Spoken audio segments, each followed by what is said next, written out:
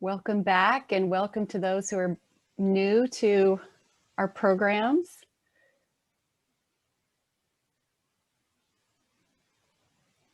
This is Santa Barbara Audubon's March program, the breeding bird study of Santa Barbara County. 5 years on, what have we learned? I'm Teresa Finucchi, and I serve as programs chair for Santa Barbara Audubon, and I'll be hosting tonight.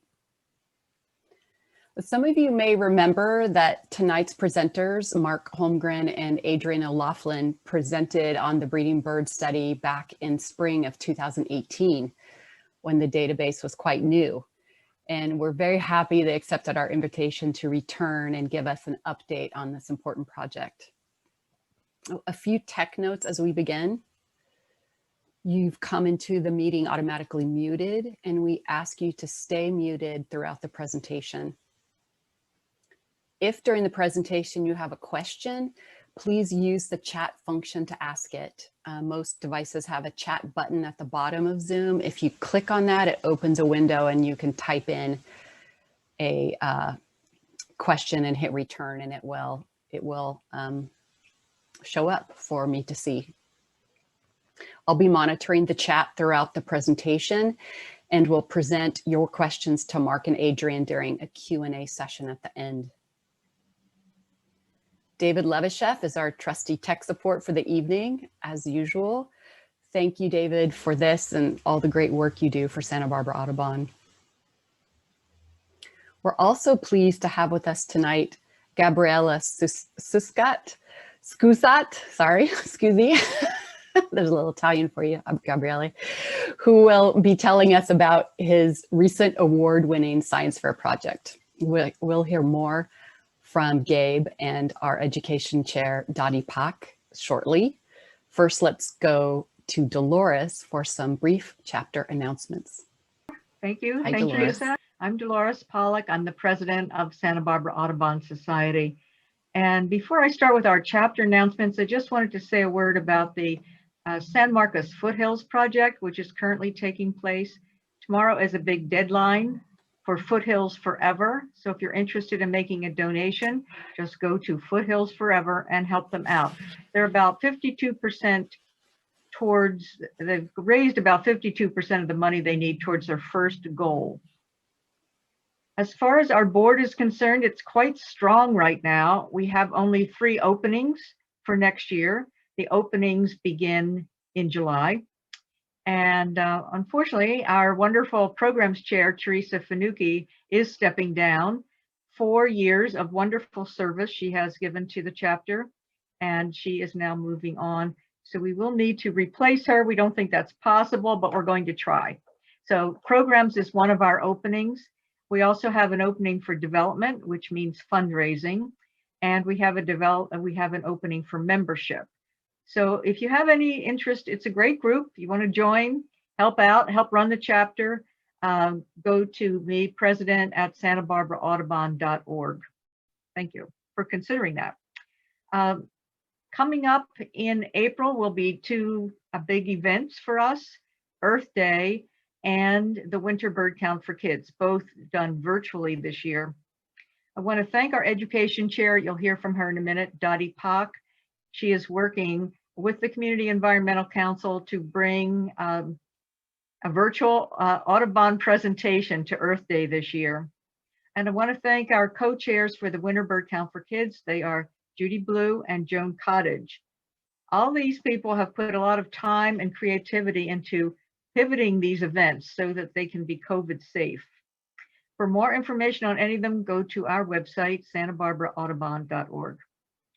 I'm very excited about tonight's program because it's a homegrown program. Not every chapter has a breeding bird study, and we are extremely proud that we have one, which was created and brought to us by Mark and Adrian. We'll hear more about that tonight. A local program about our local birds. Pretty great. And before we hear from our main speakers, I will ask Dottie Pak to introduce the winner of this year's Joy Parkinson Award, which we present at the County Science Fair. Dottie? Yes, thank you. So it is my pleasure to introduce this year's winner of the Joy Parkinson Science Fair Award. And each year, the Santa Barbara Audubon Society gives out this award in honor of Joy Parkinson, who is one of the founders of this chapter. And it's awarded at the Santa Barbara County Science Fair to the project that best addresses the chapter's mission of, in conservation and science. And so this year's winner is Gabes Presentation.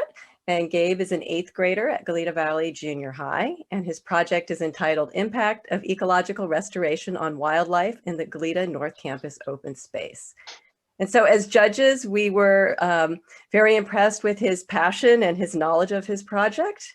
And we were not the only ones impressed. He went on to win the Life Sciences Junior Division at the fair, as well as Best in Fair in the Junior Division. And so we're very happy to have Gabe here tonight to introduce us to his project. Hi, as you said earlier, my name's Gabe, and thank you guys so much for giving me this wonderful opportunity to share my project with you all. So, as I said before, the objective of my study was to determine the impact of ecological restoration on wildlife in the North Campus open space. And to do that, I'm first going to tell you about the history. So North Campus open space is this area of land near the ocean in Goleta, specifically near Stork Road. And over the years, there have been many changes. So before the 1960s, it was a flourishing wetland. However, in the late 60s, it became a golf course, which then closed in 2013. And from this time, 2013 to 2017, UCSB claimed the land and they planned out this wonderful restoration project. And what they also did in this time is a coverboard project consisting of 26 coverboards. And coverboards are these 2 by 3 foot pieces of plywood that you just lie on the ground, and small animals like to go under them. And the reason we use coverboards to find the presence of animals is because it is a simple, easy, and it catches a lot of diversity. So now, from 2017 to now, they've been doing the restoration project, and I believe that they are more than 90% done. And since I live near the North Campus open space, I've seen the changes over the years, from it going from just an abandoned kind of dead area to this flourishing green area with running water. And yeah, it's been great. So I decided to contact UCSB, and they let me join a project, which was another coverboard project consisting of 44 coverboards, to see what changes have happened over the years after they restored this wetland habitat. So every Monday morning, which I'm still actually doing this, I check 44 coverboards just before sunrise. I'm sure you guys can all imagine how hard it is to wake up early in the morning, especially when it's cold. Anyways, I check these 44 coverboards for the presence of different animals.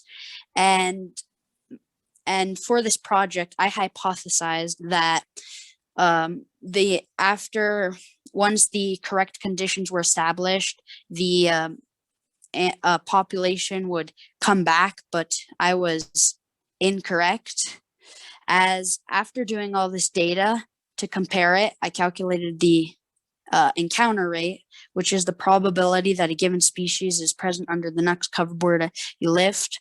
So, for example, if I found 88 black beetles, I lifted 880 coverboards, so that'd mean that I have a 10% chance of finding a black beetle under the next coverboard I lift.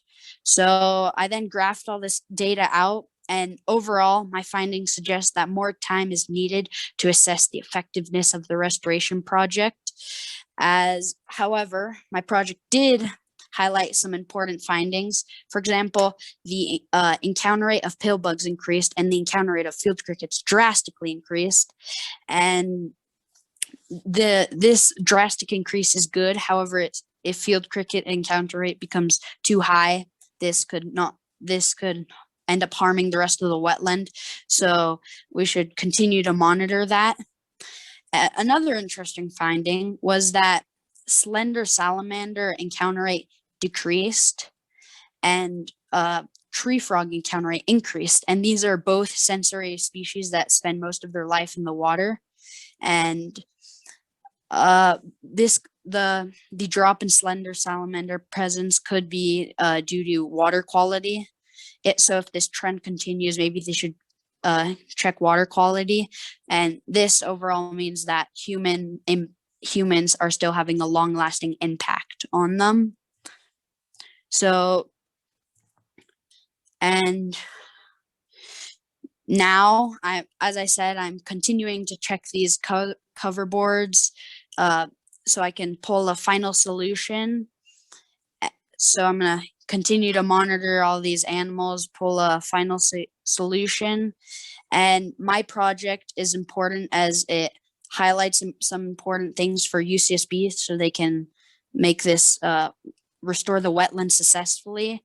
And it pulls attention to the field of restoration, which is a new recent science field, and it is very important as now we are realizing all these problems we're causing, like global warming and more. So yeah, that's my project. Thank you so much, Gabe. Congratulations, and we really appreciate you coming on the meeting and sharing with us. I hope you know that seeing bright young people like you really inspires all of us and helps us know we're the future's in good hands. So thank you so much for your good work. And Dottie, I'm not sure if you actually mentioned that, and I apologize, that Gabe also won Best and Fair for his division. Did you say that? If you did, I apologize that I didn't hear it. Did you say that? I think I did, yes. Okay, great. Sorry. So yeah, Gabe will impressive. be moving on to the state science fair, and we wish you a lot of luck there. Thank you. Fantastic, Gabe. Sorry, we just couldn't give you your award in person, but it's really good to have you on Zoom. It's fine. This is still a great experience. I'm glad we can make it happen even online. Fantastic. I'm sure you're you. more used to it than the rest of us. Okay, so it's my pleasure now to introduce our main presenters, Mark Holmgren and Adrian O'Loghlen. Mark Holmgren was curator of the vertebrate collections at UCSB's CCBER, which is the Cheadle Center for Biodiversity and Ecological Restoration from 1984 to 2010. Mark birds, travels, and for Santa Barbara Audubon coordinates Kite Watch. Together, Mark and Adrian manage the Santa Barbara County Breeding Bird Study, which we're going to hear about momentarily, and both serve, we are very grateful for their work on the Santa Barbara Audubon's Science and Conservation Committee, a mighty, mighty committee. Adrian O'Loghlen got his PhD in Behavioral Ecology from UCSB based on research of song dialects in brown-headed cowbirds. His postdoctoral research from the University of Washington, Seattle, was on the function of song variation in song sparrows. Adrian taught numerous classes at UCSB and the University of Washington on the evolution of animal behavior and social behavior in particular. Studying and watching birds are his primary pastimes. Mark and Adrian, thank you both for being here. Thanks, Teresa. It's nice to be here this evening, and it's nice to see an audience. I see many names I know, and there's going to be a great interest in birds among you. It's not often that one has the opportunity to do something that's really fun and turn it into something meaningful for the community. Especially when I talk to students, I like to mention that Paul Lehman, my mentor to many of us in this regard, Paul really likes seeing new birds, rare birds, wherever he can go. But it's interesting because he's so good, the spin-offs of this zeal has generated a huge body of data that informs much of what we know about the birds in Santa Barbara County and other places in North America. Paul, in fact, is without doubt the premier avian biogeographer in North America. So the study that we've built here The breeding bird study builds on his ongoing work and in the spirit that he undertook his work. The breeding bird study involves informed people going into the field, making observations that indicate breeding behavior. At home, they input those observations along with other critical information, and in so doing, we have built a database of many breeding events. This image of Cassin's kingbird feeding young we have to stop and talk about this, as we'll stop along the way at different points and discuss the photos, but it's feeding its young a frog, a piece of frog. And this happened near Area K and the UCSB campus. And it's an example of one kind of observation in the field what one might make. Few observations are as graphic as this one. A flycatcher as predator on a vertebrate, that's interesting stuff. This photo was taken on the campus near Area K between Robinson Gym and Area K by Adrian. And I watched this bird, this adult, several times fly back and forth from the bluff top down to the slough where it repeatedly foraged. So the slough was an important resource for this breeding Cassin's kingbird. So we will, first, after we get through some basic introductions, we'll talk about what the community has put into the BBS. And then we'll go on to say what we've gotten out of the BBS, what new information have we gotten, what old information can we recast in a new and interesting way that allows our thinking to advance. And finally, we'll look at how we can apply the breeding bird study to the community. This is a cooperative project between Santa Barbara Audubon Society and UCSB's Cheadle Center of Biodiversity and Ecological Restoration. There's a number of people that I could thank, but to preserve time here, I just want to make special shout outs to two of these people. First, Ryan Clark is the person who, working at CCBER, formed the breeding bird study, took the ArcView program, made this breeding bird study, the web map, accessible, and he's done a marvelous job. He's always been of a good humor and with us all along the way. And secondly, I want to give a shout out to Linus Blomqvist. Linus is I guess, beginning his second year as a graduate student in the Bren School at UCSB. And he, even as his quarter was ending and his duties mounted as a student, he took a lot of time and he has put together the graphics that you'll see in this presentation.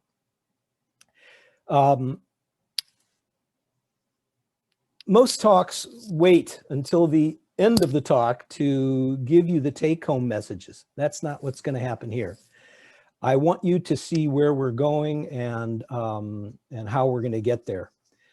As you know, there are regulations to protect raptors and other species that, and other guidelines, other protections that protect all other native North American birds, but they do not protect non-native or exotic species, of which we have at least 5 or 6. Times of the year of these protectory periods are established by regulatory guidelines that define that nesting period. Interspersed with the words nesting period in those guidelines are references to breeding season. And the guidelines go back and forth, vaguely talking about nesting periods, sometimes referring to it as the breeding season. And so it seems a bit open to interpretation. And of course, if one must do work where birds are breeding, then the regulations, the guidelines provide a workaround process. And so there are ways to avoid the breeding season, and there are vaguenesses about the guidelines. In this presentation, we make clear that the nesting period is only part of the breeding season. Many more equally essential actions lead to and follow nesting. We can now define the periods of breeding for species for which we have enough records, and we've done that in the BBS, the breeding bird study. We can build the record for other species through your attentiveness when outdoors. We're entering year 6 now, and we openly solicit your observations. And I think by the end of this presentation, you'll become highly tuned in as to what kinds of observations you can look at that may be out there for you to detect and then to enter a record for. So this depends upon our ability to grow this database, depends upon your willingness to look wherever you are in the field, submit your observations to the breeding bird study in the year 6 of our study. Let's see. So that's the first point. The nesting period is only part of the breeding season. The breeding bird study can stimulate new directions in conservation, research, education, aids for bird watchers. It can help to better focus regulation, and it can lead to wiser management of important lands. And we can almost deal separately with the database, with the photos, because they represent a singular resource that we only discovered after a year 2 or 3 was becoming quite a significant asset and a significant resource on its own. And remember, these issues, these observations are specific to Santa Barbara County. We're not bringing any other part of North America. All this deals with and is focused on Santa Barbara County. Some of you may recall, regarding the origins of this project, some of you may recall that in 2016, we held a meeting to discuss whether or not we might wish to embark on a breeding bird atlas. That type of project that many other counties and other states and other countries, in fact, have undertaken. We heard from eBird to see if we might team with them, and we found that that route was costly and administratively burdensome. About that time, we ran into this program, Google Fusion Table, and which was an easy to use display tool. So we said thanks to the eBird offer, and instead we decided to take a look at what we could do on our own. We said, let's see what breeding records we have, and let's test the interest of the community to gather more breeding records. What we had at that time was a few thousand historical field notes, specimen data, project results that held breeding bird information and locations. We had consulting contracts and research, field notes, and other studies that were housed mainly at the Cheadle Center for Biodiversity. So then we set out to determine whether the community really had hunger for this kind of inquiry. So what has the community put into it? Well, since 2016, now after 5 years, we've involved in excess of 300 citizen observers. The contributions are now above 9,400 records. We have found 190 species of breeding birds. And some of the examples are here. On the left, upper left is a brown-headed cowbird fledgling. Upper right is a spotted sandpiper baby, a chick running around at Lake Cachuma. Below that also at Lake Cachuma is a Clark's grebe with a baby on the back. And to the left is a Nuttall's woodpecker being fed in its cavity. Most records have been, so the most records that have been submitted is shown here. And what we can see is only the top 13 or 15 or so species. And so this kind of begs the question, does this frequency reflect what's happening in nature? I think we can see that black phoebe and song sparrow are pretty common and widespread, but red-tailed hawk, further down, white-tailed kite, snowy plover, I don't think that these are among the top breeding species in the county. And this points up the fact that the data we have reflects the efforts of field personnel who have gone out. It reflects the special effort as well as the commonness of these species. Most records, of course, come from where people live. Most records are extracted from roads or roadsides. Parks and open spaces are particularly a good source of breeding information, and from special projects, kind of like what we've done, what we extracted from Don Schroeder's Black Phoebe data from the 1970s. The breeding bird study consists of a site where the public, the public, can input the data. It consists of a web map that we're going to show you shortly that holds the data and displays the data. And there are 2 tutorials at this time, one of which is instructs you on how do you begin to use the web map, how to gather coordinates, and the other one is how to gather coordinates. And all of those resources can be accessed through the website at Santa Barbara Audubon Society, santabarbaraudubon.org. So again, to advance this, what has the community put into the breeding bird study? What we're doing here is documenting the intent of an individual or of a pair of birds to breed by capturing some demonstration of that event. And there's 4 essential elements to a particular record. Of course, we need to know what species it is, and we are not interested in hummingbird spa or goldfinch spa. We really need to know exactly what the bird is. Although if a photograph is submitted with a record, we can oftentimes help with the identification of a difficult to identify bird. The second thing we need is evidence that indicates a breeding event occurred. And you'll become more familiar with these observations, but this slide shows you, or the next slide will show you some more examples of what constitutes a breeding event. We need the date on which that breeding event was observed, and we need a more or less precise geographic location. And I'll explain what I mean by more or less precise shortly. But the tools that we use for this are GPS coordinates, and those are now easily obtainable on almost any cell phone and many programs that one can get online. And it's not a difficult thing. It's been an obstacle to people at times, but it's really quite easy to grab a geographic coordinate for where you are and where you observed the event. Photos are most welcome, but they are optional, and oftentimes they're impossible to gather with a breeding event. So it's certainly not required. We welcome your breeding event, whether or not you have a photo to go along with it.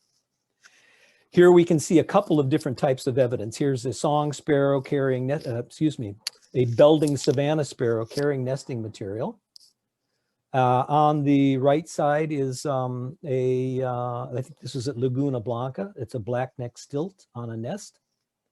And on the lower left is a really rare photograph from Santa Barbara County. I think it's the only one we have of a marsh wren taken by Peter Schneekloth.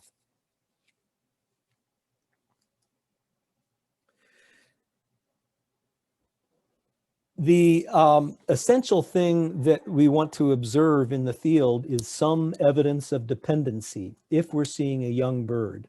And so you can see the California scrub jay on the left here. That could stand alone because if you know birds well enough, you know that's a very young bird, and of course it's begging.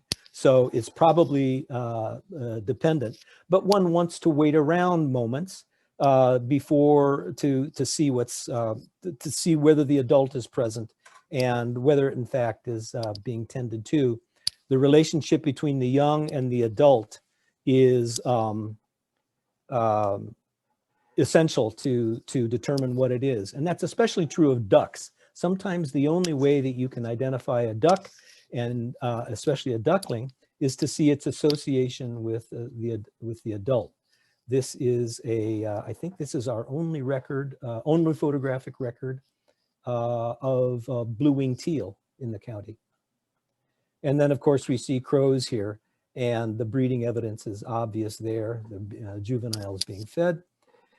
A white-breasted nuthatch, this is suspicious. It's clearly a young bird. You can tell that by the broad margin on the secondary coverts here, the greater secondary coverts, but the muted plumage also tells you this is a young bird. These are grays, these are pale grays, not large grays, not really bold grays.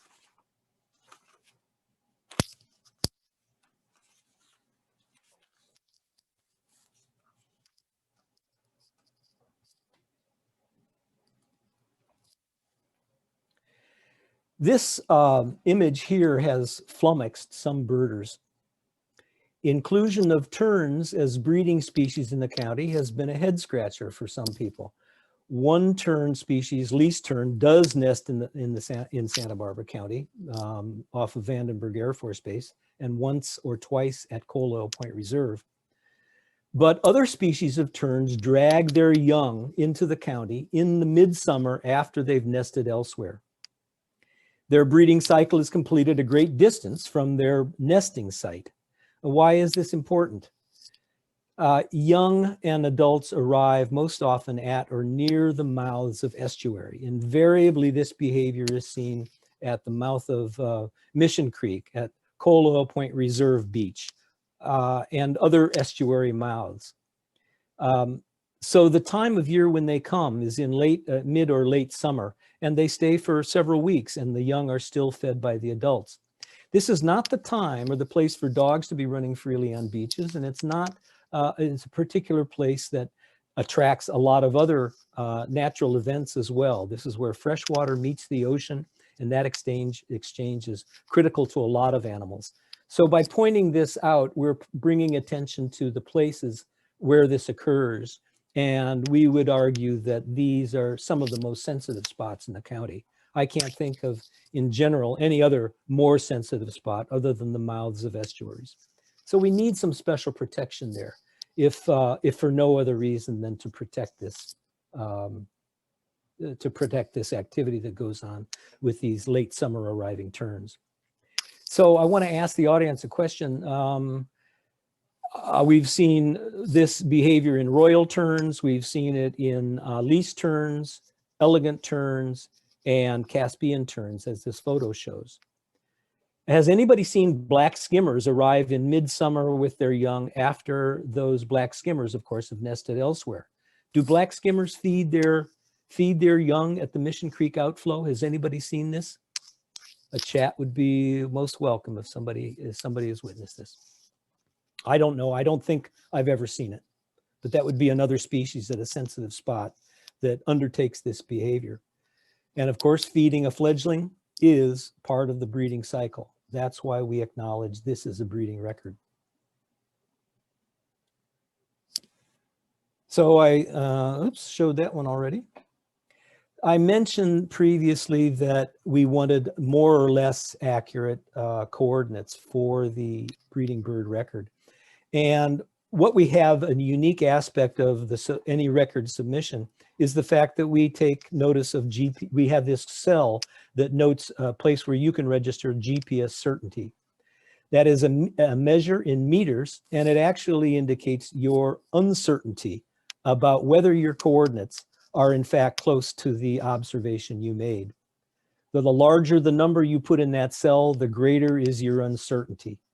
There's various sources of uncertainty, based on the device, based on internet coverage, or just simply based on your uncertainty exactly where you are. But the benefit of this estimate on your behalf tells the user how much confidence they should place that those coordinates actually reflect the location of the event you observed. So it's valuable for both the observer and the user, and it's an important component of this data set. As we look at some of the data, we really have to keep in mind that there are limits to the methods that we've used to gather the information.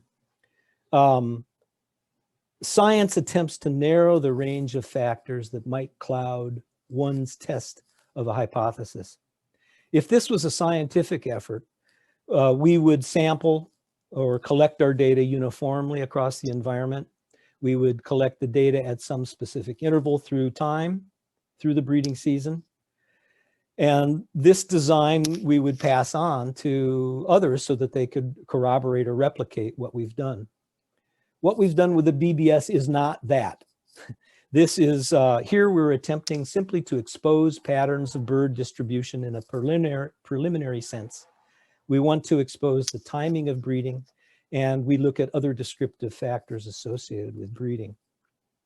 Consequently, we need to view and interpret the results of our investigations cautiously and tentatively, and perhaps even skeptically And we'll see examples of that as we look at some of the data. The BBS data are more valuable as a basis for forming new ideas about nature and proposing new, more rigorous examinations than they are for coming up with ultimate truths or proof that something is occurring. So the point is that citizen science is very different than science, and we should not confound the two. So the first bias is kind of obvious in this image you're seeing. Vast areas of Santa Barbara are virtually uncovered. Data is collected without consistency, with observers of variable training, possibly influenced even by stay-at-home orders. Having said that, however, large sample sizes overcomes a bit of the biases in the study, but not all of them. So this is why we've pushed hard to keep these contributions rolling in. We welcome multiple contributions of crows, you know, house sparrows, which everybody reviles. These are valuable inputs because the numbers is what makes the difference. I want to point out, first of all, some of the features. This is Santa Barbara County, Ventura County here, San Luis Obispo County here, Kern County over to the right. And here we are in Goleta, and Santa Barbara is over here. Point Conception and Government Point over here. Point Arguello, Vandenberg Air Force Base occupies the most of the western portion of the coastal part of the county. And the Santa Maria River estuary is here. Santa Ynez River estuary is here. Cuyama Valley over here. Mostly national forest, the Sierra Madre Mountains here, San Rafael Mountains here, or maybe here also. And here's the San Ynez Mountains running the length of the county from Ventura County all the way across to Lompoc and then to the ocean. So what we want to do here is talk a little bit about red-tailed hawks. And this is the complete data set, except for we should also include Channel Islands here. And there's one other island. Santa Barbara Island is also in Santa Barbara County, but we're going to ignore all 4 islands for a moment so we can focus on the mainland. If we want to isolate this, and because there's 9,000 records here, and just look at what's going on for red-tailed hawk, Ryan has set up for us a way to do that very easily. We go over to the left side of the window where we have the data filter tool. We click on that, and we have some preset filtering gizmos that we can use to isolate various segments of the database. So here we are, we want to look at red-tailed hawks, so we'll choose this data filter by common name, open it up, press here to begin the selection process. I'm going to type a couple of first letters in the name, and that makes the selection down here easier for red-tailed hawk. And then I will ignite. I'll turn on that filter. And now, if we look at the map, all that shows is the red-tailed hawk records. And immediately we can see something interesting here. It does reflect the immense amount of disproportionate coverage that we have in the Goleta area, but it also says something very interesting about red-tailed hawks. And we'll move into here a little bit closer so we can look at that. And you'll notice that Goleta, relative to Santa Barbara and Carpinteria, have many more red-tailed hawks. And that's a fascinating thing because we have not yet in Goleta closed off our open spaces. That's interesting because we still have open spaces that function. We know they still have prey species, and they're working for red-tailed hawks, which predominantly breed in eucalyptus. Santa Barbara has passed the point where their open spaces don't serve that purpose. Maybe they've been closed off longer, maybe they're smaller, maybe they're fewer, maybe there's less connecting the open spaces there. But it's quite an interesting difference. And it may say that if we continue on the path we're going, we may have a situation for red-tailed hawks and other raptors that looks more Santa Barbara-ish than Goleta-ish. But let's say we just want to look at 1 year of information. And I think we'll take, so we can go back to this data filter tool, open the date range, and let's look at 2018 only and see how many in 1 year are breeding. We go down here to the date thing, click on date, and we want to look at 2018. So I'll move backwards to 2018, and I'll go to January 1st, choose 1 January, and I've set the first of our 2 parameters. Go to the second one, choose date, choose 2019, and we'll look at 1 January 2019. And then we ignite this, we turn this filter on, and now the map is limited to only those data that we saw in 2018. The interesting thing that you can see here is that we have a number of red-tailed hawk records that are really quite close to each other. When you read the literature on the proximity, how large a territory size in red-tailed hawks is, they say that the closest they'll breed together near to each other is 320 meters. And in fact, we have a record here that's 320 meters apart, 2 birds breeding simultaneously. That's kind of interesting. The same thing happens over here. These 2 nests here are only about 340 meters apart. And then you've got this 3rd nest that's not very far away also. But you'll notice that these are associated, all 6 of these breeding records are associated with large open spaces. Large open spaces matter. That's what allows this kind of thing to happen. If we want to see the content of any record, we can simply click on a point, and the data for that record pops up, and we can look at that and scroll up and down. And this is an observation that was first detected on 24 March, but we have some follow-ups. We can see that there were subsequent visits on 12 April, on 14 April. So we're able to very easily date this breeding event. Now, the interesting thing is, we can do more things here. If we wish to see a photo of these breeding events, if we want to see geographically the records that show only for which there are photos, we can go down here to this other filter, press photo, and now the database is restricted to only those records for which there are photos. Let's take a look at this one that we were looking at Goleta Slough. We go back into this record, scroll down, and we see that there's a link to that photo available. We'll click the link, and there we can see the photo evidence for that particular nest.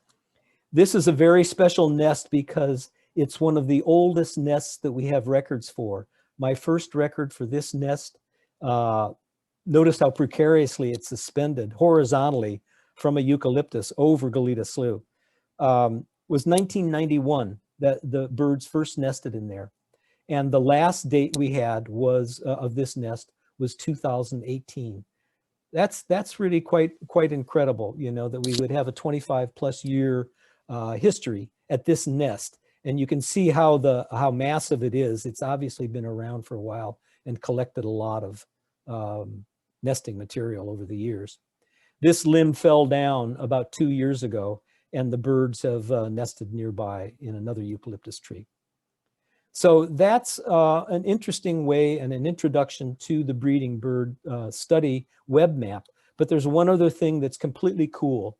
Let's take the photo filter off, and let's take the date filter off. And if we notice this little triangle at the bottom of the screen, or this rectangle with a triangle within it, click on that rectangle, click on that triangle, and a table begins to show. We can grab the edge of that table, pull it up, and as long as over here in options, we are showing selected records, this will show all of our red-tailed hawk records in database tabular form. A lot of the things that we might wish to do with the data can't be done through the web map. And so we may wish to download this material and use it and apply it to other programs. This is what Linus has done as he's done some of the analyses that you'll see shortly. We can download those data by going back up here to the options button, and you see the option that says export all to CSV. And if you click that, the records that are shown here will be uploaded to your computer.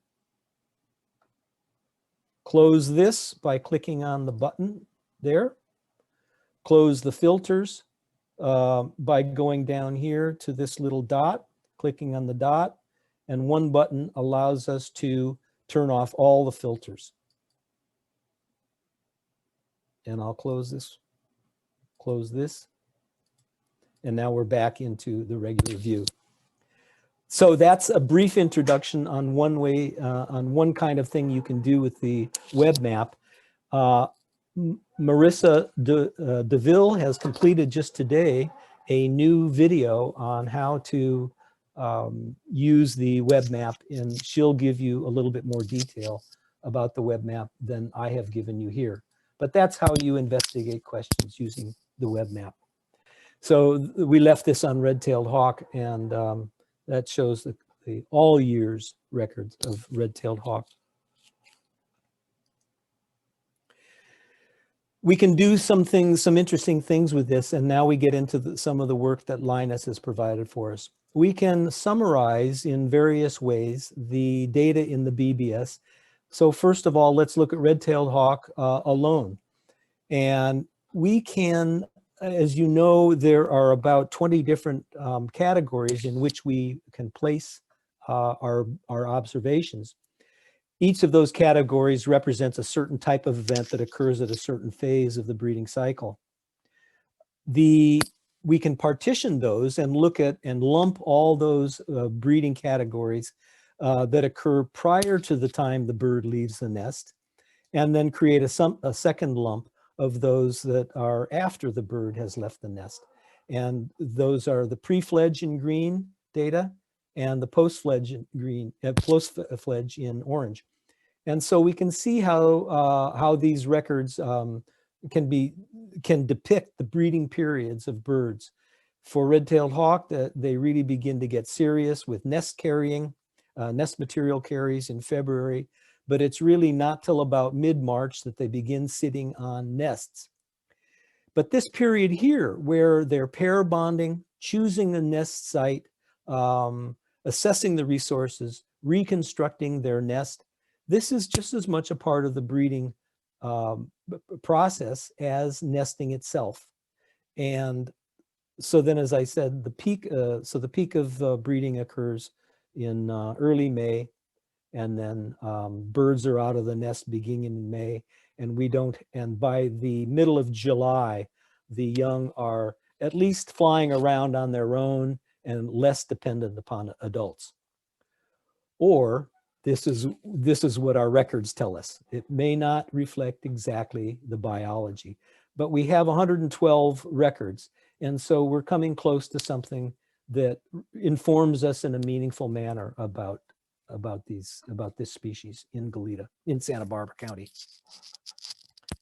We could take a look at two species at once. Here we have red-shouldered with red-tailed hawk.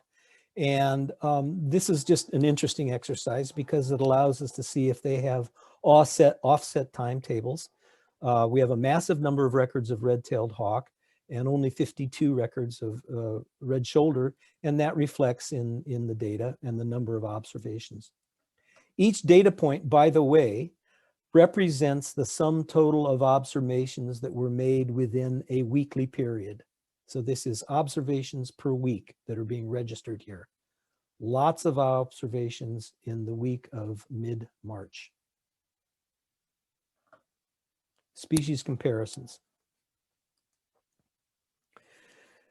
We know that gadwall breeds later than mallards, but I didn't know that the peak of breeding for these two species was 2 full months apart. That's interesting. Knowing this can help us in the field recognize when we're looking at a brood of ducks and it's out of season for one species, we know to look a little bit harder.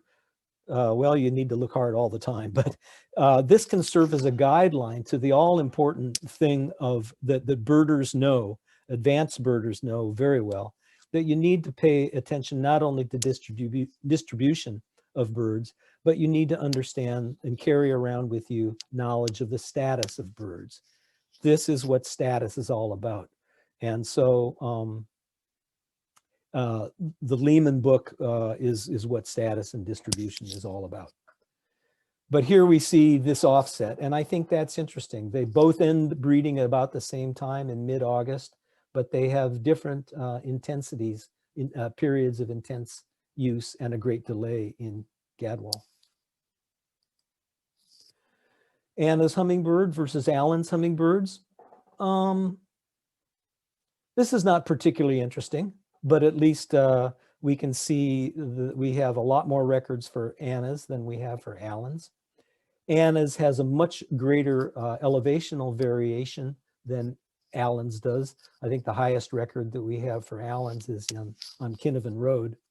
And Allen's is really restricted as a breeder, not their overall distribution, but as a breeder, they're restricted to the coastal areas, riparian areas, and parks and open spaces. And they're really not found, and they don't apparently breed, according to the data that we have, don't breed in other than those places, whereas Anna's hummingbird is breeding all over the place. Now we knew sort of some of those relationships that we just talked about, but this is something totally new. Scaly-breasted munia invaded Santa Barbara County in about 2000. And they settled and established well in Goleta. And we know that they have spread throughout the county, but this documents the breeding records that we have for that bird. And we'll notice one particularly valuable record. This is a completely legitimate way of documenting breeding. Here we have a freshly dead bird. We know that it's a juvenile, actually a very young juvenile, because of the lack of markings on the chest. And notice what's going on here at the corner of the mouth. This little pale fleshy area is called the rictus, and this is a pale flange, and that pale flange is visible on many breeding birds, very few non-passerines, but very many passerines. So Wim Van Dam found this bird near his home, photographed it, and that's a perfectly valid breeding record. Here we have shown the data graphically. And by the way, this photo is great. Scaly-breasted munias are absolutely transparent in their nest building activity. They invariably grab these great long shreds of grass or twine and carry it, sometimes great distance. They'll carry it right in front of their face. They don't really care. And they'll take it and show you where their nest is. So we have a reasonable number of records of these. And we would like a lot more because this pattern of breeding is really suggestive. They have an extended breeding period. January to November is huge. But what's going on here? There seems to be a bimodal distribution. I wouldn't run to the bank with this. I wouldn't say that this is what they do. I would say that the data has opened up opportunities to gather more record and look more seriously at how scaly-breasted munia is breeding. Could you find my notes for the right? There's all numbered there. I think we could look at this though and ask the question: are scaly-breasted munias bringing some endogenous, some intrinsic urge to breed as their ancestors bred, at a time of year their ancestors bred, or are they also, are they also at the same time beginning to be constrained by local environmental effects? And so that's an interesting question, and it's only an idea, only a suggestion. I wouldn't run very far with it, but it's interesting. And this is the first time I think I've ever seen anybody depict the New World breeding of scaly-breasted munia right here in Santa Barbara County. Eurasian Collard doves is another interesting story. Their nests are a little bit hard to find. And the sample size and the distribution of this of breeding records for this bird is interesting also in that it's extended. They breed from January to September. But I think we would be making an error to draw a trend line and try to associate these points. They're all over the place, but they do seem to show some breeding enthusiasm at the same time that most other North American birds are also breeding. So that's interesting. This is also new information. People really don't like to look at exotic birds, except for Kimball Garrett. He loves them. Well, it isn't all about the timing of breeding. There's a lot of other things we can extract from the data. So for instance, if we go back to Anna's and Alan's hummingbirds, we can see the array of nest placement choices that they make. And it's broad. These things will breed anywhere. And here we have 82 records of birds and they're breeding in at least 28 or 29 different, really discreetly different kinds of vegetation. They don't care where they breed. What they place their nest on. Very variable. But I draw attention to the photographs because I don't think anyone has ever compared the nest structure of Alan's versus Anna's hummingbirds. And sometimes we find nests where the birds have vacated it. It would be nice to have a way to look at a nest and know what species used it. I don't know any birder or any naturalist who is that in tune with hummingbird nests that they can do that. But with the photo archive that we've developed, we're about at that point where somebody can extract all the photos here and take a look and see whether there is a detectable difference in the nest structure between those two species. So how do we deploy the information here? How do we bring it to the community and make it useful? How can we turn this information into something that will change the way we manage our resources? This is I think this is a photograph of cinnamon teal breeding babies, and those should be compared. One interesting thing to do is compare these to the blue-winged teals that I think I showed a previous photo of blue-winged teals, or maybe it's coming up. But anyway, we have a very similar photo that can allow you to look and see if there's difference in the nestling, in the little ducklings of those two very similar species. We can find ways to use this information, apply it to birding, conservation, education, research, regulation, and management. First, I want to, for birders, I'd love to see some zeal to find breeding species for which we have no records. We do not have records for prairie falcon. We do not have any records for rhinoceros auklet. Prairie falcons are uncommon, but they're not unknown, and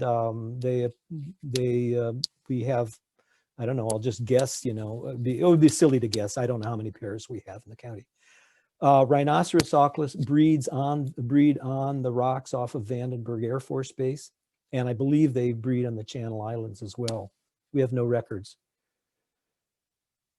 Just the other day, we got a record of brown booby. Adam Searcy hasn't acknowledged my request yet, but he's going to donate a photo of nests with nestlings of brown booby taken from let's see, Sutil Island on Santa Barbara Island, Sutil Islet on Santa Barbara Island.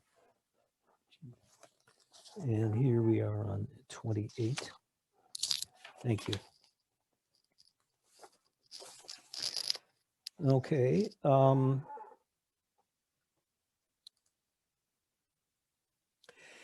So this another thing that birders can help with. Here we have a couple of rare breeders. The one on the lower left is Western wood pewee, and I worry about Western wood pewee and olive-sided flycatcher. They're rapidly declining as breeders, certainly along the coastline, and also, I'm afraid, inland. So noticing where this is happening and trying to detect what the problems might be in these areas is something birders can do.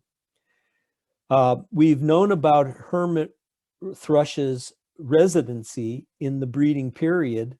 In years ago, we knew about them by Refugio Pass. And in the last 3 years or so, we've heard them singing during the summer on Kinnavan Road. Well, this last summer, Adrian was fortunate enough to be able to photograph this fledgling hermit thrush. And so that is the first physical evidence of breeding of hermit thrush in Santa Barbara County. Need more of that. There are species that are common, but for which we have very few records. And this is one of the biggest enigmas is turkey vulture.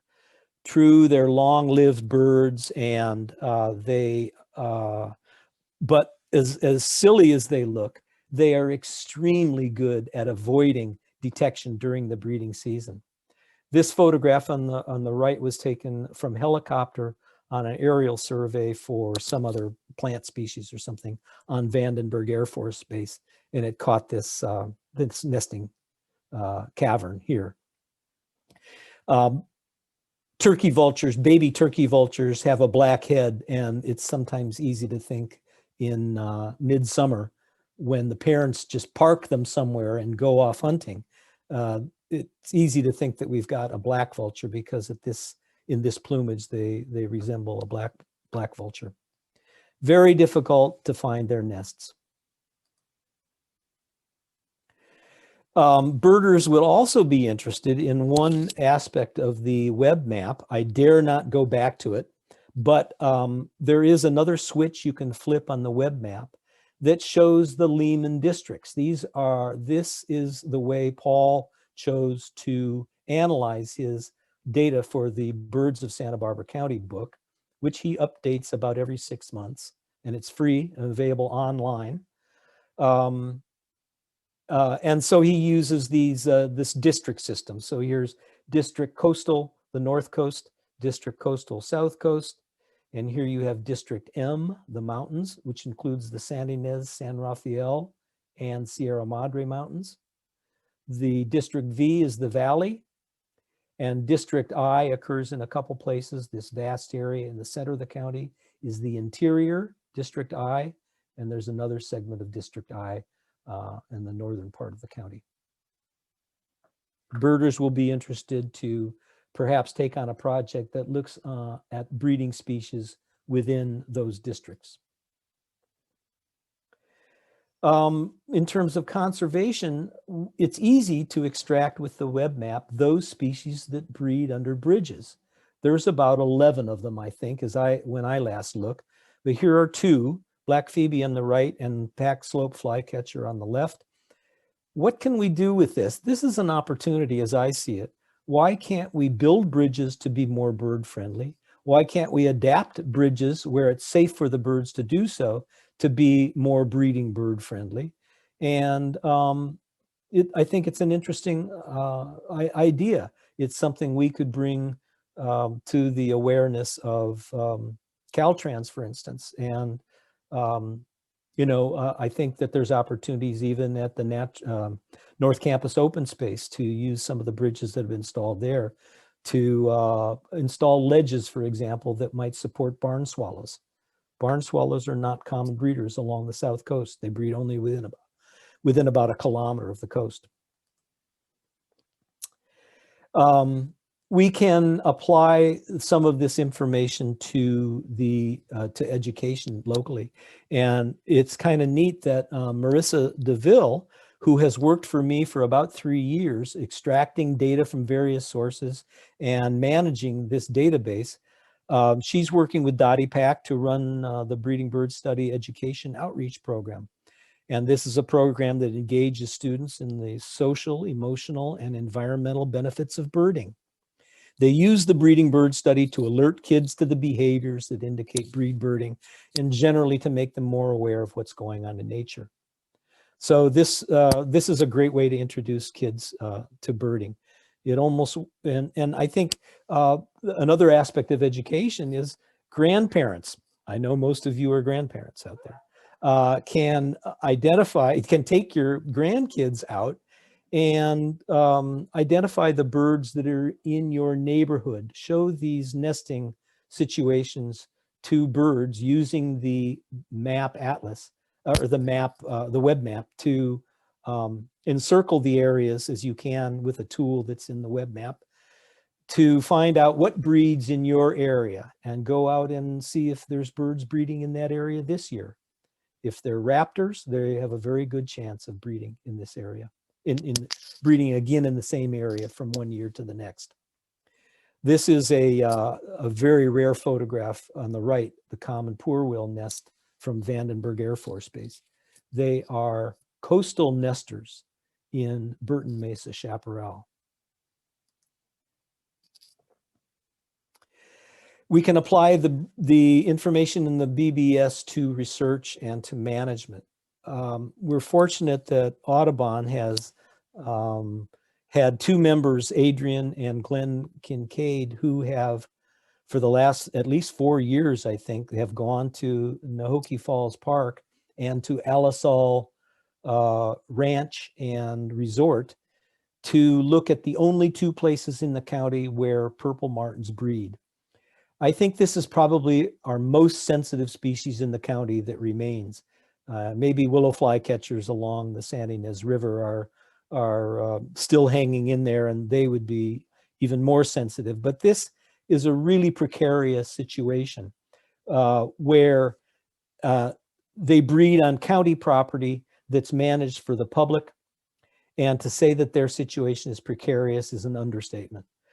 Using data only from Nahoki Falls County Park for these two species, European starling and purple martin, we can explore this idea that's been proposed that purple martins actually postpone their breeding to the point in the breeding season when starlings cease breeding.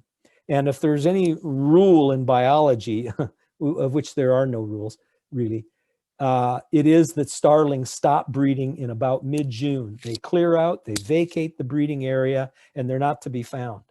So whether or not purple martins take advantage of this opportunity, we'll have to ask Glenn and Adrian whether, maybe he can answer that question later, whether they are actually using the cavities that are vacated by European starlings. So are they waiting, or are they just coexisting? That's an interesting question. And so this is one of the ways that the breeding bird study can kick up ideas to help formulate studies that might go in some interesting conservation directions. The other thing this points up is the intensive amount of maintenance that goes on in some of these parks that seem to be in opposition with the resources that are sensitive in the parks. And so we really are looking for somebody to pull together this information to gather the data, suggest an alternative maintenance schedule, and a reduced maintenance intensity during the period that's most sensitive for these birds. So this is a conservation topic as well as a research opportunity.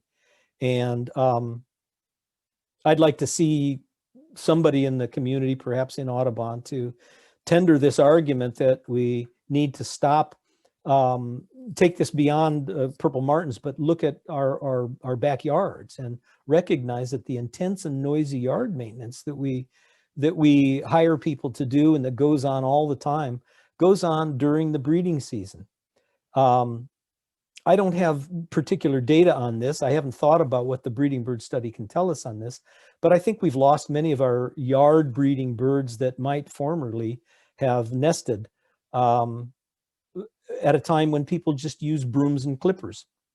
So I wonder how much yard, I wonder what would happen if we asked maintenance company to come in, do the maintenance, but use strictly hand tools. How much bigger would the bill be? Would they be willing to do this at all? If I owned a yard, I'd probably just say, stay away between late April and early July. But it brings to bear the question of how we can do more reduced maintenance, more sensitized management of reserves, natural areas, county and city parks, and other open spaces. In the area of research and restoration, I mean, I'd like to know what are the areas that are the most diverse and most productive in terms of breeding birds? What areas are really breedy? And I think we know some of these areas. Keota Creek is fabulous. This is an adult and a young western screech owl that Adrian has found in Keota Creek, I think 2 years in a row now. And it's pretty cool that they've used the same cavity, and very cool that they expose themselves during the daytime in the way that they do at this particular time of year. That's wacky. We also know that birds are particularly prolific places for breeding are riparian areas. Those riparian areas that are the richest are those where tributaries join the main stem, or where there are oxbows or other kinds of bends in the river. And so maybe we can gather information from these areas to better understand how they work. And in so doing, maybe these can become models for when we're designing restoration in other places. Maybe we can use these to take areas that have been compromised and raise them to a higher level of productivity. And so this is a way that the breeding bird study, I think, could be used. In terms of management, let's take a look at a particular tree resource. We could do this for eucalyptus, we could do this for oaks, we could do this for, whatever. But here I list the 20 bird species that use palms for nesting. And so this shows from abundant to least those species that are involved. I mean, this is interesting information. And there's maybe 6 or 7 I don't really know. I don't know palms very well, but maybe 6 or 7 palms are involved in this. But this is a starting point for a more in-depth study that looks at palms. And it's certainly, if we plotted this data as we have, as we did for individual species, we could plot this data for tree use and find out what the breeding season is for palm nesting birds in general. And that would be something we could place on a website. And in addition to other nifty things, we have a couple of really nifty nodes on the Audubon website that talk about these special problems, cliff swallows and what to do with barn owl boxes and that sort of thing. I envision, and Linus has helped me think through this idea of creating a website where we would post some of this information to be available to people for their own to enhance their own understanding of how birds use resources under their control. Other people who can use this information, some of whom we've already been in contact with and have already assisted. The California Coastal Commission, City of Goleta, there's all sorts of agencies and NGOs that we would like to interact with and could interact with.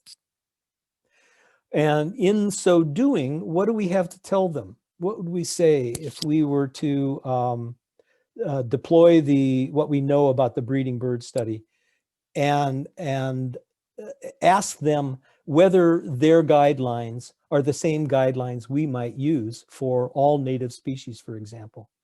The green arrow down here and here delimits the breeding period that the California Department of Fish and Wildlife uses to urge people to avoid activities that would affect nesting birds. Yet we have 2 tails that are pretty extensive outside of that period. This serves to clarify that breeding is not just nesting. There's a wide array of behaviors that birds need to work through to complete a successful nesting, successful breeding. It's not just nesting alone. And again, we could look at this in more definitive detail and maybe have regulations that apply not just to native birds and raptors. Here is the raptor chart. I've graphed all raptors except eagles and owls here. Again, we've got the lines in because they provide slightly different breeding period protections. But we can use these to really refine the way, site by site, project by project, the Department of Fish and Wildlife regulates the activities that would disturb birds. So this we look forward to working with the agencies on as well as working with individual companies that are responsible for tree trimming, and working with the county that, that has some management oversight of projects that are proposed.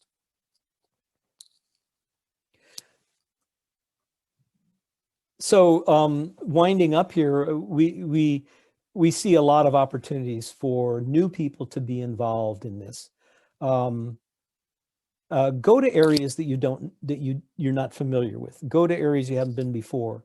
We'd like to hear from you if you know of landowners who might be amenable to allowing you or us to go onto their property and look at breeding birds on their areas. We have a couple of private landowners who've been very generous, but generally it takes a personal contact to do that. Be aware that we would like in this 6th year of the breeding bird study to fill in some of these gaps. And I've already pointed out where some of those gaps are. I hope to make a couple of trips out to the Channel Islands this year and gather breeding bird records there. The Cuyama Valley is a very exciting place to bird. And that's an area where we really need records. Find an uncovered area near your home using the breeding bird web map. Adopt it, even create a mini breeding bird study for your neighborhood or your square. A perfect project with a kid. So we go back to what we hoped you saw in this presentation, and that is the nesting period is only part of the breeding season. It involves a lot more, and we can look in detail, species by species, even tree by tree, at how we might take these data and stimulate new directions in conservation, research, education, and other areas to come up with more focused regulations and wise management of important lands. I think we should recognize this unique and singular resource that the photos provide us. And again, this is Santa Barbara County specific information. It's kind of cool. And so all this goes toward contributing, all this is information to better inform our community and to protect and better manage the ecosystems in which we live. And I thank you for your time and your interest. Thank you, Mark. If anybody would like to ask a question, please feel free to type it up in the chat. I wanted to ask, by scanning the participants, I know there's a lot of people here who know you, both of you, and know how to find you, but if somebody did have a question about submitting or allowing access for someone who wants to, you know, try to find breeding activity in a private lands or something, is there a way on the database web page to contact you two, leave a message? I think we have my email at least on at the Audubon website. Yeah. So the other way to get in touch with me is to, or Adrian, is to submit a record, and if there's a problem with it, we'll get back to you. Yeah, I don't know how I can tell you right now the email address, but it's on the Audubon website, I'm pretty sure. That's okay, thank you. Adrian, did you want to reply to Mark's? Mark was wondering about if you had anything to say about the starlings and the purple martins breeding cycle and whether you thought they were using the same cavities or. Well, we were surprised when we started looking at the purple martins. We were concerned about what was going on with the starlings and what was happening to the population. It's a very small population. We're probably talking about, at least what we detect, 8 to 10 nests a year. It's a very small population, very precarious. We've seen on one occasion that when they chopped down some trees at Ellisole Ranch, in which martins traditionally were nesting and breeding, basically the breeding in the area ceased. So it's a very precarious. But we had a concern about whether the starlings were excluding the martins from cavities. And we didn't see a lot of conflict between, so some conflict on occasion, but we didn't see a lot of conflict between the starlings and the purple martins. And it did seem to us as we were observing that certainly the peak of starling breeding activity had passed by the time the martins. They're pretty late breeders, the martins are.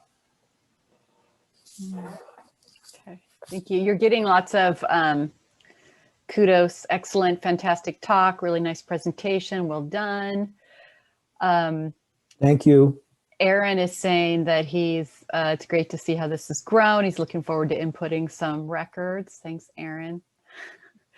Lori is giving Adrian kudos for his wonderful photography. Mo has asked, where did the scaly breasted munia come from and how did it get here? Thank you, Adrian. It came by bus. Yeah. Now, this, I've forgotten. My memory doesn't serve me well. It's not Southeast Asia. I forget, but it clearly was one of those animals brought in the pet trade and then released.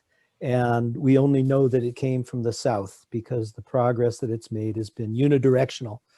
And, but not from Africa now. I think, because is it Africa? Yeah, because I think, there's a bird now that is coming, an exotic bird that's breeding in around LA, which is the Wida. And they parasitize munias, maybe not the scaly-breasted one, but I think they come from Africa.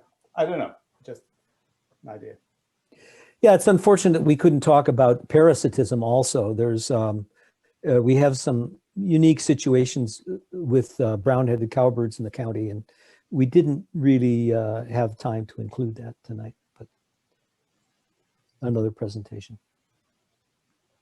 Let's see, Gail Osharenko just wrote in, great talk, Mark. Wonderful to see the survey expand and all the uses. Have you been out yet this season to count the nests and birds at West Beach Park next to the old wading pool by Los Baños? Seem to be fewer nests this year, but lots of activity. It's a great place to take kids to see the black-crowned night herons and snowy egrets that nest there from March to September. Yeah, hi, Gail. I have not had a chance to get out there yet. We have the great benefit of relying on Larry Ballard, who oftentimes is keeping track of cormorants and heron nesting in that area. So I haven't had a chance to get out there because I've been preparing this talk for the last 2 weeks. So I've missed a lot of birding, but it'll start tomorrow. And I did some counting last year, if you remember, Mark. Yeah. I was down there visiting my brother. That's right. And nephew. We were eating lunch at the harbor and he said, hey, go over there and count. I'll tell you, if you go, prepare yourself to have a neck ache because it is a lot of looking up in those 7 trees that are right along Cabrillo there. It's a little bit of an art to count those nests and keep track of what's going on. Yeah, it's incredibly dense in there. And it's delightful to see if people don't know about those nests, the egret and there's one rule that I found helpful for me, and there's many different situations where you have to make difficult counts or difficult decisions about what is what, and the guideline is you just do your best and then explain what you've seen. One distinction I'd make about a record, people are tempted to sometimes say give a conclusion rather than giving the information about the observation. And so carrying nesting material is not an observation, that's a conclusion. Carrying sticks about 2 inches long, that's an observation. And so distinguishing between conclusion and observation is really helpful when submitting. But otherwise, you just do the best you can. Yeah, great. Thank you for nature loves to hide. Thank you for that distinction. And just to follow up, Gail, thank you. She says, if people want to learn more, my film is free on birdsoflosbanos.com. Thank you very much. Sati Erme. Hi, Sati. She's asking, have you seen any impacts of drought on breeding activity? Yeah. I don't know how to summarize it other than to say there's been a general depression in a lot of different species. The abundance of birds is reduced. I think the number of broods that a lot of species can produce in rich years, and the size of the broods that are released. We certainly, for example, see it in kites that they're in a good year, they will do not only large broods of 4 or even 5 young, but they'll do 2 batches a year. And Jeff Hansen has documented 2 occasions in which a single pair of kites has brought off 3 broods in a year. Both times have been at Lake Los Carneros, which sort of testifies to the vitality of that really interesting place. But yes, I have seen impacts of drought on breeding activity. I really don't know how to describe it or quantify it. Mm-hmm. Okay, and Jeff, thanks, Jeff Chemnick has said scaly-breasted munia, ... India to Indonesia. India to Indonesia. Okay. All right. Thank you, Jeff. Marissa asks, what is the strangest nest species / substrate? No. There are all sorts of odd situations that birds get into. And I wonder if I have a picture of one of them here at the end of the talk. I had to delete so many slides. No, I had a picture that I was going to set up as a quiz for this presentation, but it shows the hind end of an American robin sitting on a nest inside a drain pipe on San Jose Creek that Dave Compton photographed and documented. And you can identify it by its undertail coverts and the tips to its tail alone. That's a pretty weird one. There's wrens with, I mean, isn't oh yeah, the whole wren story. What I would call a Wellington. Yeah, Joan Lentz has found several of these things coming back year to year, but always choosing some odd structure in her garage to nest in. And one year it's a boot, and the other year it's a hat, and other years it's a desk drawer in an old, cabinet in the garage. So yeah, there's lots of these examples of just wacky things that birds do. Yeah, that Marissa just said the Buick's ran in a boot. That is Joan Lentz's, right? I mean, it's really worth seeing. It's a charming photo to see. Yeah. I think it's the pair of like rubber boots she had in her back, near her back door. And you just look at it and you can see the eggs in there. It's just really, really sweet. Yeah, it's funny. Mo is now asking, was there an uptick of breeding noticed during the strange year we just had? Were more birds noticed on campus? You had some beautiful photographs from there in this presentation. Thank you. There's so many variables involved in this. This is why it's not science. This is citizen science. And the pandemic allowed some people to get out more often. It prevented some people from getting out at all. So it's such a mixed bag this last year, but we did get a lot of breeding records. And I think it's because a lot of people were freed up and able to go out and gather information. What else did we have to do?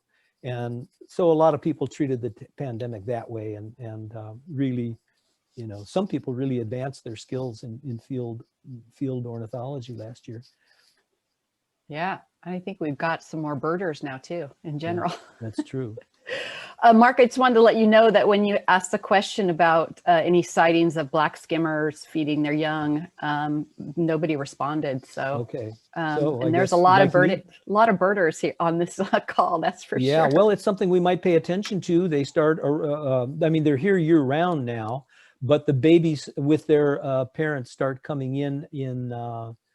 I don't know. I'd have to look at it. I think it's probably late June that the numbers start adding up at Mission Creek outflow on East Beach.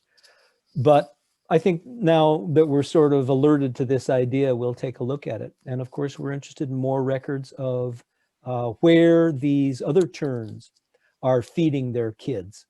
Again, the trend does seem to see at the mouths of creeks and estuaries, and that's interesting. These places deserve protection. Absolutely. Thank you so much. I don't think we have any more questions in the chat. I just wanted to say that I loved seeing the picture of the red-tailed hawk nest over Goleta Slough, and you talking about the very long 1991, the record in 1991 going all the way to 2018. And it made me think that I just love to go into the database. I'm assuming I can find that site and look and see how many, can I look and see how many records are for that particular area over the years? I would have to get, it isn't every year. We don't know that they nested there every year. Perhaps a drought came along and they nested elsewhere, but that nest structure in that location was used as early as 91 and as late as 2018. So, and then I think that branch fell down finally. Wow. Yeah. Fantastic. Yeah, so it's not there anymore. No, it's not there anymore. Oh, okay. Okay. Good to know. Yeah. Good to know. I was fascinated to see that red-shouldered hawks nests in palms. I was trying to sort of see, are there any, I wonder if there's any photos of that in the database, because that'd be good structurally. to check. There is a photo? So, particularly of the, can you hear me? No. Yeah, get a little bit closer if you can, Adrian. It's okay. There are records, and in particular the one in Lake Los Carneros. There's a palm tree that Redshouldered Hawk. It isn't using it this year, but it's used it many years. I have photos from that nest going back 4 years, 4 or 5 years. Oh, okay. So if we went over and went on the map over Lake Los Carneros and searched on Redshouldered Hawk and photos, we could find it. Yeah, if you turned on the filter, records with filters, and then just put in Redshouldered Hawks, look at the map, and you should be able to find it. That's interesting. That's fun. That's fun. Thank you. Well, that's the end. That's the last of our questions. And I just have a little bit of wrap up. I just want to announce our next program. Is there anything else you'd like to say before we close, Mark and Adrian?